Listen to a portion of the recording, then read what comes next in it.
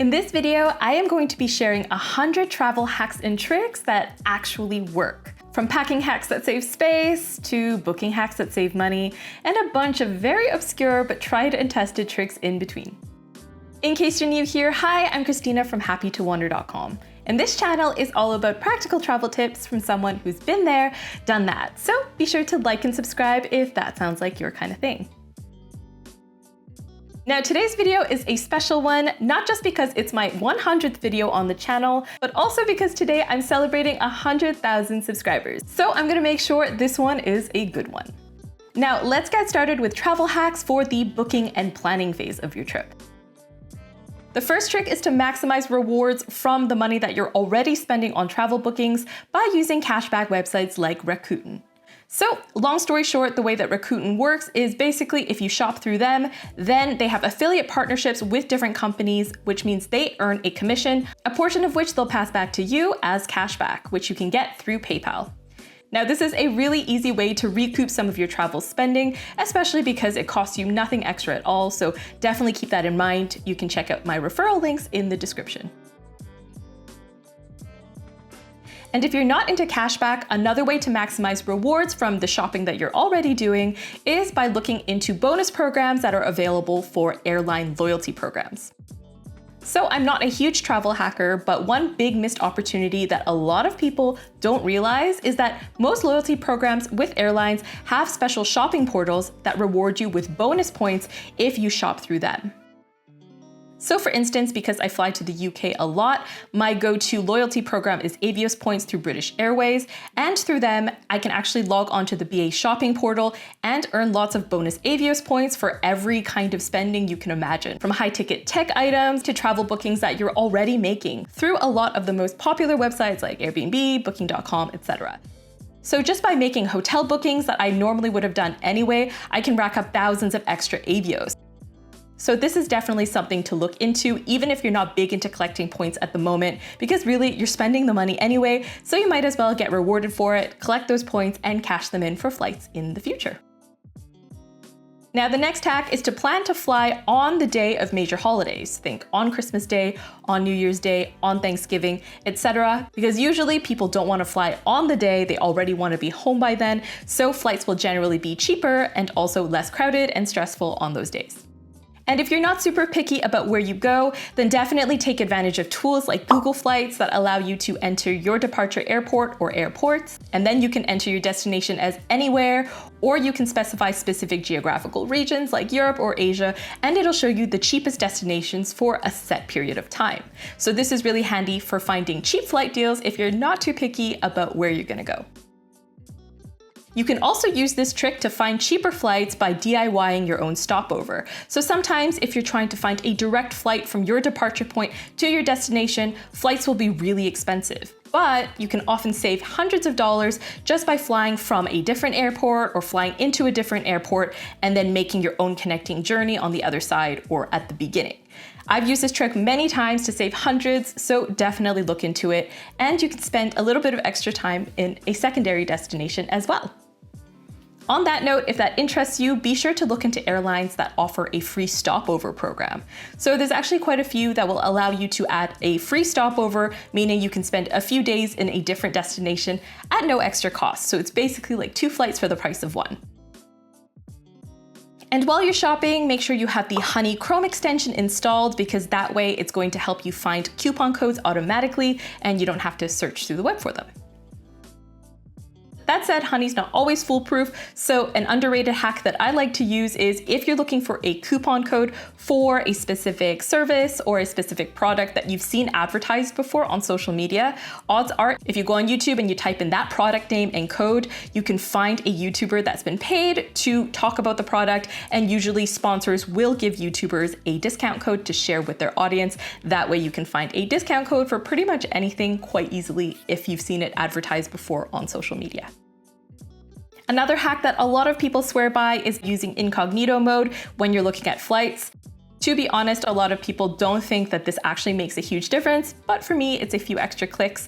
The logic is that if airlines can tell that you are looking at a flight repeatedly or looking at something repeatedly, they know you really want it, so they can jack the prices up. Again, this isn't a proven thing, but it takes 2 seconds to use incognito, so why not? Now, another hack is that if you are using a third-party search tool like booking.com, for instance, which I always do, an easy way to make sure you get a better rate is by calling the hotel and asking them if they have any perks or any discounts for booking directly. For a lot of larger hotels, they do offer an incentive for you to book directly through them just because they do have to pay fees to booking.com. So a lot of the time they'll offer you like a free breakfast or a small discount so that you book directly through them instead. Now, when you're making your hotel bookings, if you have the option to add any additional notes or to specify the purpose of your travel, I do find that if you put business travel and you say, hey, I'm traveling for business, could you put me on a higher floor, maybe somewhere that's a bit more quiet? Oftentimes they will oblige this request, so definitely take advantage of the special requests box. You never know, I mean, it doesn't hurt to ask. And if you're unsure about the location of your hotel, then you can easily hop on Google Street View to kind of take a look at the surrounding area, walk around a little bit, see if you like the vibe, and then make your decision from there. Now, if you have a long layover or you need to kill some time before a flight, but you need somewhere good to rest, then one really cool thing that a lot of people don't know is that some hotels actually offer a day rate, meaning you can pay to use the hotel from a set period of time, usually from the morning to the late afternoon, and you pay a discounted rate for that because you're not staying overnight, but then that way you have access to a shower, you have access to a proper bed, so that's definitely a great way to refresh before a flight or during a long layover. Dayuse is a great website that allows you to search up the hotels that offer this kind of thing. On a similar note, if you want to make use of luxury hotel amenities without paying the luxury hotel price tag, then there actually is a website called Resort Pass where you can book day passes to make use of nice hotel pools, spas, and different amenities like that without needing to pay to stay there overnight. So definitely look into Resort Pass if that sounds like your kind of thing. Now, if you're traveling somewhere where you don't speak the language, use Google Translate and then download that language for offline use. That way you can still translate things as you go without needing internet. But of course, internet is very important, and I highly recommend these days, instead of relying on cumbersome physical SIM cards, to use an eSIM. So on that note, this week's video is brought to you by Airlo, my go-to eSIM provider that helps me access data instantly whenever I'm abroad, while avoiding steep roaming fees.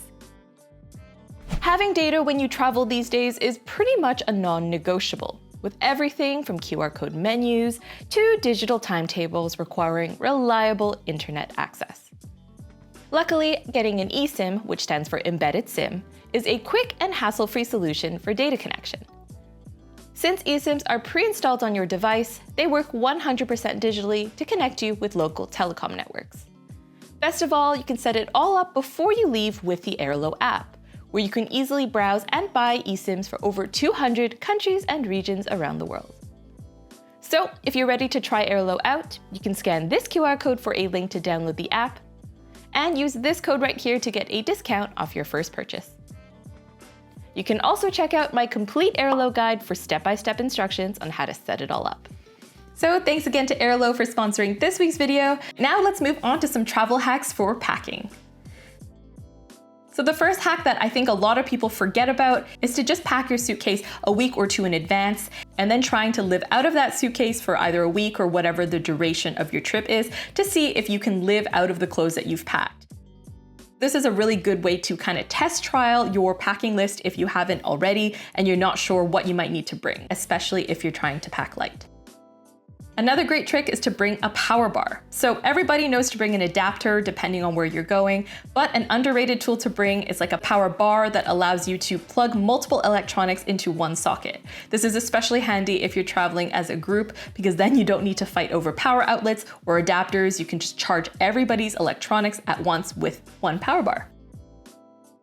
Also, when you're packing, don't forget about the importance of fabric. So if you're packing light, it's always a good idea to prioritize fabrics like merino wool that don't breed bacteria, so that way you can get more usage out of your clothes between washes. Another one that I say in practically every packing video of mine is to use packing cubes. So I love using packing cubes to keep all my items organized, and they really do help you save space by squishing everything in. In a pinch, Ziploc bags can also do the trick, but for me, a nice high quality set of packing cubes is gonna last you many years, so I definitely think they're worth the splurge. On a similar note, if you don't have a ton of space and you're trying to cram a lot of clothes into a small bag, like a backpack for instance, then one specific type of packing cube to look out for is a compression packing cube. So these cubes basically have 2 layers of zippers, and so that way it kind of compresses all the air out and condenses your clothes into like a tight little brick, which fits a lot easier into small bags. Another thing I love to do is roll my clothes instead of fold them, just because I feel like this gives you a much better view at a glance of all the different items of clothing that you have in your packing cube or in your suitcase. I also think that if you learn to roll it tightly enough, it can save space as well. Now, when you're packing, especially if you're packing light, I always recommend picking one color palette. So making sure all your tops match all your bottoms, that way you know everything is going to match everything else. But if you're big into planning your outfits and you want to make sure you have nice outfits for the trip and you want to keep track of which ones you have at your disposal, you can easily create these outfits, take photos in a mirror, and then go to your photos, copy that, and paste it into your notes. That way you can have a copy of all the different outfits that you're able to make, or you can also prepare your outfits in advance based on where you're going, what occasion it is, etc. Another important thing is to always bring a tote bag or some kind of secondary bag. So I've always had great uses for totes all throughout my travels. They fold up really small, so I always think it's a good idea to have one, especially if you're going to be doing any kind of shopping. I also recommend potentially nesting a bag within a bag. If you're going to be buying a lot of souvenirs, or you think you're going to be coming home with more bags than you went over with, it might be smart to bring a duffel or a smaller suitcase and then nest that within your larger suitcase, so that way you only need to check that extra bag on the way back. And if you don't think you have space for a travel pillow, one easy trick is to just bring a pillowcase instead. That way, if you're ever in an emergency situation where you feel like you need a pillow, you can just stuff soft clothes into there and then make your own little pillow. And to make sure everything in your suitcase stays fresh, I can definitely recommend either packing a dryer sheet or even a bar of soap, so that way your clothes keep smelling fresh. Sorry, I keep getting distracted looking out the window because there's the most amazing rainbow. I just need to show you. This is ridiculous. I'm going to share this. Crazy. Anyway. And a few other tricks you can make use of include using a clothespin to prop up your toothbrush, packing only one color of socks, and that way you're not constantly looking for matching socks and pairs, and also getting creative with the different travel containers that you use. So there's a lot of different containers in day-to-day life that you can easily repurpose for travel. A few ideas include using a Tic Tac case for bobby pins, using a carabiner for hair ties, or storing Q-tips in an old pill bottle. You can also use a bead organizer if you need to bring along some pills for your trip, and bring a shower cap so that you can store your shoes without your dirty shoes getting on all your other clean stuff. In terms of jewelry, some fun hacks are you can use a button to put your earrings in, and you can also pack your necklaces with a straw so that they don't get tangled. Another handy tip that people often forget is to make sure you have a pen in every bag. There's a lot of situations where you might end up needing a pen, so it's good to make sure you have one in every possible pocket, that way you never go without. Now, some uncommon things to potentially bring with you include duct tape. I honestly feel like duct tape is a lifesaver for a lot of different situations, especially if you're backpacking. So having a little roll of duct tape, you don't need to bring the whole thing. You can just wrap a little portion around a pen, for instance, and that's definitely a great thing to have just in case. I can also recommend bringing a few big binder clips. You can find lots of different uses for this, but commonly people will use that to kind of seal curtains shut in a hotel if they don't close completely. So that's a great way to kind of keep the light out. I would also recommend bringing extra Ziploc bags, which come in handy for all sorts of situations, as well as bringing a laundry bag, because I think a lot of people forget that they do need somewhere to put their dirty clothes.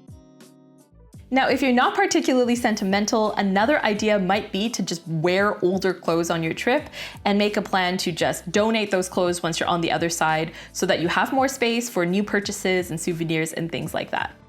If you want to limit how many liquids you bring as well, do be sure to also look into solid toiletries, because they actually make lots of solid versions of common toiletries these days, whether it's shampoo, conditioner, even toothpaste. So that's definitely a great way to save some space and weight.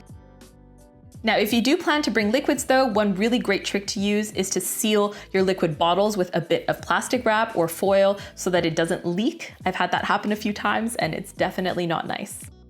And if you travel often and there's certain items that you often forget, I think a really underrated hack is to just buy a second one of that thing. So if you always forget your toothbrush, why not just buy a second toothbrush, have that be your travel toothbrush, and always keep it in your travel bag. Same thing for a razor. That way you'll always have a backup. I would also urge you to put an AirTag or a location tracker in each of your bags, and that way you have precious ease of mind whenever you're checking bags. I'd also consider buying a digital luggage scale, so that way you're able to weigh your bags on the go and you can adjust accordingly rather than leaving it until you're actually there checking in, because then it can be really stressful to try to repack your stuff and get rid of unnecessary weight. And just a last one, especially if you're traveling to a humid or tropical destination, do consider bringing a wireless charger for your phone, just because oftentimes phones actually have a moisture detector and they don't charge if they detect any moisture. So it's good to have a wireless charger as a backup just in case. Now let's move on to travel hacks and tricks for the airport. The first and most important one is to always make sure your suitcase has a unique identifier on it. That way nobody's gonna accidentally take it on the other side when it comes to baggage claim. Another underrated trick is to always take a photo of your suitcase before you check it. That way, if it gets lost, you have an easy photo to show staff and they can help you locate the bag a lot more easily. And also, if the bag gets damaged in transit, then you have proof of what it looked like literally right before the airline handled it. So that's going to help you claim any damage back. Another fun trick I recently learned from a friend is to keep your passport in a Ziploc bag. So passports are precious, and of course, if they get damaged, that can bring a lot of inconvenience. So to protect it from water or any unnecessary damage, it does make sense to not just have it in a passport cover, but maybe keep it in a Ziploc bag as well. Now, if your local airport has started enforcing a drop-off charge, which I know lots of airports have started doing, an easy hack is to actually get dropped off at the long-term parking, and that way you can just catch the free shuttle in. Also, do make sure you're bringing an empty water bottle to the airport, that way you can just fill it up for free on the other side. Some other people also swear by freezing a water bottle, and because it's not technically a liquid, you can actually get it through security as long as it's still frozen.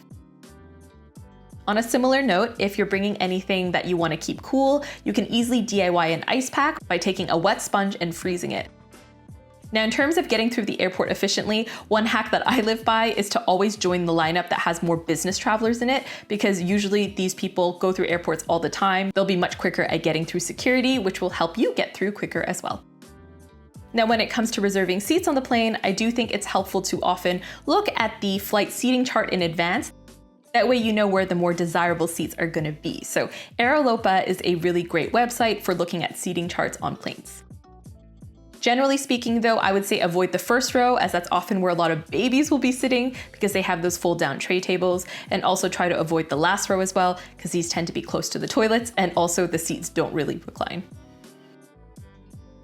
Another hack if you're traveling with a companion is a lot of people say if you're reserving seats, it makes sense for you both to reserve the window seat and the aisle. And this is just because people tend to choose middle seats last. So unless the flight is full, odds are you might get that entire row to yourselves. And in the case that the flight is full and someone chooses that middle seat, most of the time it's not hard to convince them to move out of the middle seat into the window or aisle. So definitely give that a try. Now, when you're going through airport security, do remember to put any small items like cash, keys, AirPods into either your pocket or a small bag, just to minimize the chance of it getting stolen. And if your feet tend to swell, a lot of people swear by compression socks on the plane.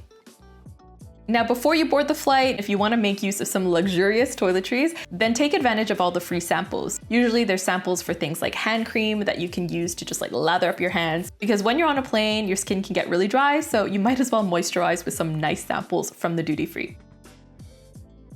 And if your flight gets canceled or disrupted for whatever reason and you need to get a hold of customer service, then definitely join the lineup at the airport, but at the same time, why not hop on the phone and try to chat with customer service either through their social media or through the phone. Sometimes, because there's so many people waiting in person, you might be able to get help quicker if you approach someone online. Another fun hack that I've discovered is that if you ever want customer service for anything, whether that's a flight, any form of transport, or really just like anything in your day-to-day life, one of the best ways to get an instant response is by using Twitter, or as it's known now, X. So of course, this is contingent on it being a big company that has a dedicated team on X, but anytime I've needed to speak to someone, it's been so much faster for me to just send them a tweet because a lot of people don't think to do that. So definitely take advantage of that. The best way to know if you're gonna get customer service on X is by looking at the official account and looking at their replies. If you see that they actively reply to people, then there's a good chance that they'll also be replying to you. All right, next, let's tackle some hacks and tricks for flying. The first one is to change your time zone to your destination as soon as you get on board.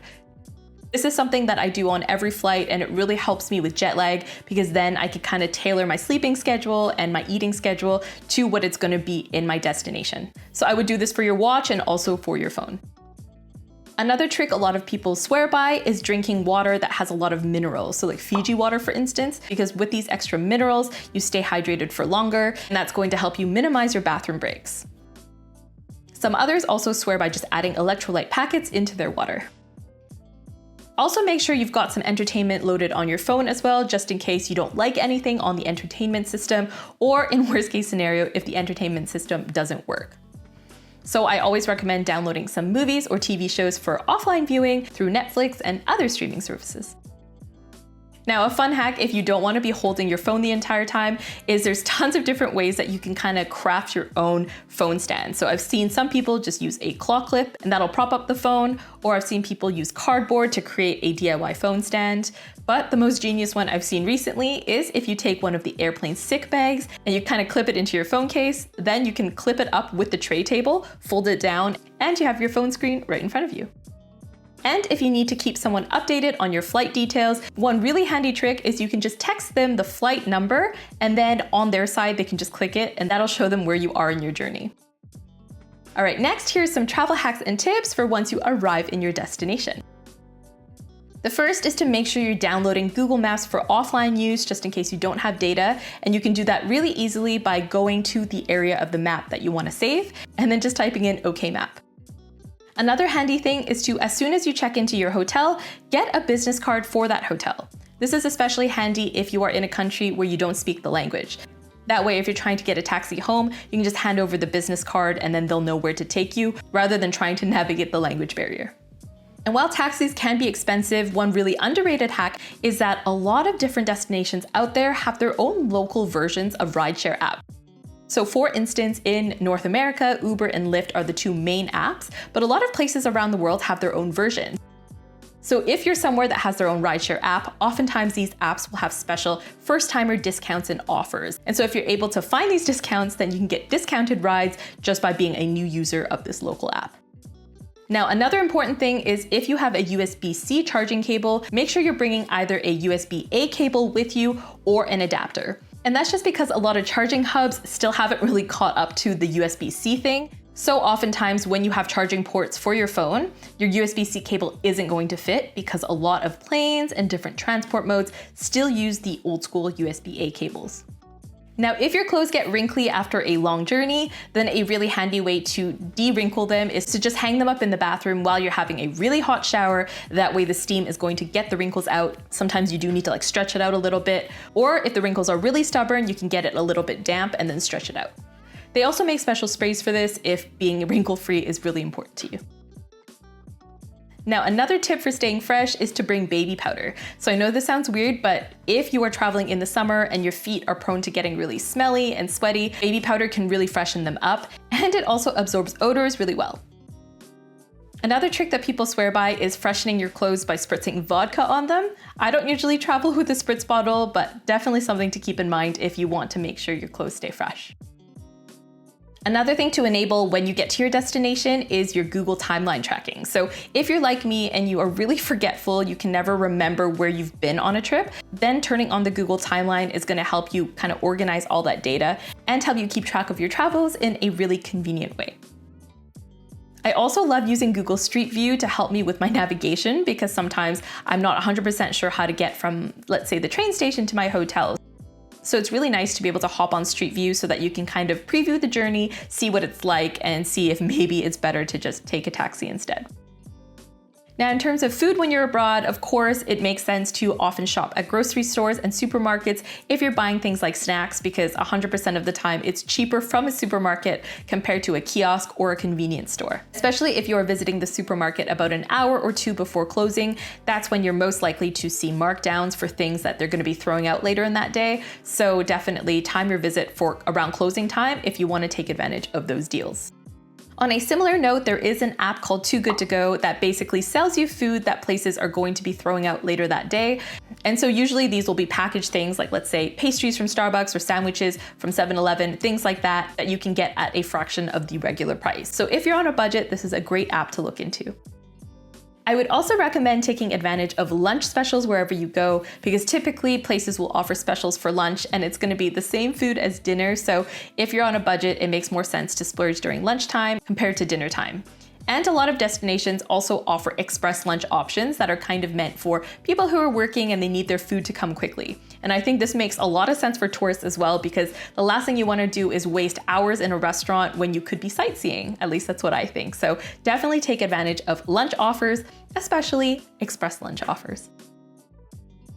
Now, if you're driving during your trip, another handy trick I really recommend is always taking a photo of your car whenever you parked it, because then you have at least an idea of where you left the car. And also, if you're really in a pinch, you can just open up the geotag and you can find the exact location through the photo. Same goes for any other locations that you want to keep track of. Let's say there's a really cool cafe, but you can't start on Google Maps. Then you can take a photo of it, and then later you can look in the geotags to see where exactly that place was. Now, if you need an emergency flashlight for whatever reason, do know that if you use your phone flashlight and you pair that with a water bottle that's filled with transparent liquid, then you kind of have your own DIY lantern. And if you're packing fragile souvenirs for the way home, then definitely take advantage of things like socks. So for me, if I ever buy a mug, for instance, I'll take a big sock and wrap it over and kind of wrap it in layers of my clothing to protect it. And if you like buying Christmas ornaments as souvenirs, oftentimes these special Christmas ornaments can be really expensive, but a really nice budget-friendly hack is to just buy keychains that you like instead. Keychains are cheaper than ornaments 99% of the time, and then when you get home, you can just take off the key ring, add some ribbon, and you have your own cute little Christmas decorations. Now, to find free toilets no matter where you are, I highly recommend looking out for shopping malls, museums, and libraries. Most of the time there will be free public restrooms there, as well as transport hubs, although depending on the country, sometimes they do charge you for toilets in transport hubs, like in Germany and Italy, for instance. So I'd say the library or museum is usually a safer bet. Now, if you forget your adapter or charging block, do know that most TVs actually have a USB port on the back, so you can probably use that to charge your phone or electronics if you need to in a pinch. Alternatively, if you're feeling pretty bold, most of the time hotels will have a really big stash of chargers and umbrellas and common left behind items at their lost and found. So if you're feeling bold, you can go down to reception and say, "Hey, I lost my charger, any chance you have it?" And then they might be able to provide you with one.